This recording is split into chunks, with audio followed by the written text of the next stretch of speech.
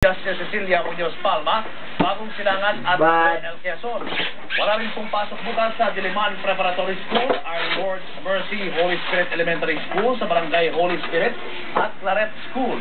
Inanunsyo din ng Ateneo de Manila University na walang klase ang kanilang mga estudyante sa preschool. No, do not eat that one, dog! Sinuspin din na rin ng Miriam College ang klase sa kanilang Child Study Center, grade school, high school at maging sa Southeast Asia Institute for the Deaf. At yan ang Open mga mind. nakalap sa aming mas malawak na pagpapatrol.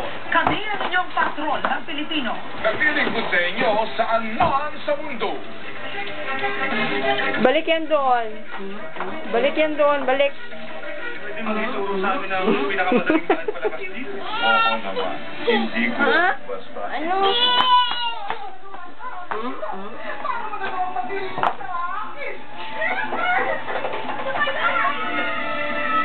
Ayusin mo yan, ayusin.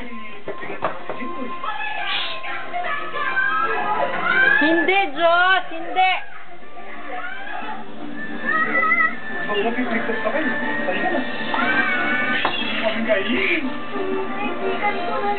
Joshua, you return that one, Josh.